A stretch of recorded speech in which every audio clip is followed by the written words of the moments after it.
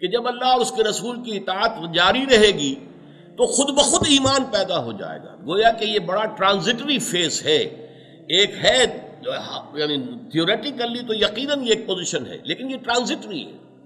اگر آپ خلوص دل کے ساتھ، چاہے جب اسلام لائے ہیں تو اس وقت ایمان نہیں تھا لیکن نفاق بھی نہیں تھا، اب اگر خلوص کے ساتھ اطاعت کریں گے اللہ کی اور اس کے رسول کی تو پھر اس سے ایمان پیدا ہوتا چلا جائے گا. لیکن یہاں ایک نوٹ آف کاشن بھی ہے، اور وہ یہ ہے کہ اطاعت سے مراد جزوی اطاعت نہیں ہے. اطاعت ہمیشہ کلی اطاعت ہوتی ہے. جزوی اطاعت کے کچھ احکام تو اللہ کے سر آنکھوں پر اور کچھ پاؤں تلے رون دیے جائے.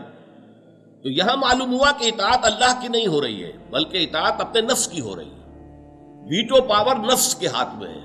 نفس جو ہے جس کو کہہ دے کہ ہاں ٹھیک ہے اس پر تو تم عمل کر لو اللہ کے حکم پر، اور جس کے بارے میں نفس یہ کہے کہ نہیں اس پر تم عمل نہیں کر سکتے، تو ہم نے نفس کی پیروی کی اور اللہ کے حکم کی پیروی نہیں کی. Partial obedience is no obedience at آل.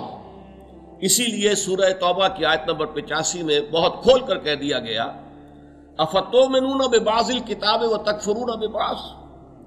کیا تم ہماری کتاب اور شریعت کے ایک حصے کو مانتے اور ایک کو رد کرتے ہو؟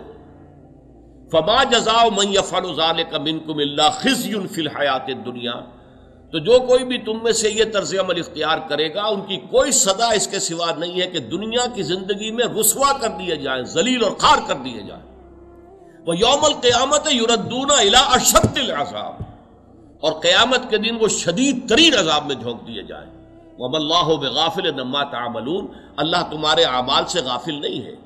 تم اپنی لمبی لمبی داڑھیوں سے اللہ کو دھوکہ نہیں دے سکتے. تم اپنے سالانہ جو ہے عمروں سے اور حجوں سے اللہ تعالیٰ کو دھوکہ نہیں دے سکتے. اگر تمہارے کاروبار سود پر چل رہے ہیں، اگر تمہارے کاروبار میں دھوکہ ہے، فریب ہے، اگر یہ چیزیں شامل ہیں، تمہاری آمدنی حرام کی ہے، تو ان چیزوں سے اللہ دھوکہ نہیں کھائے گا.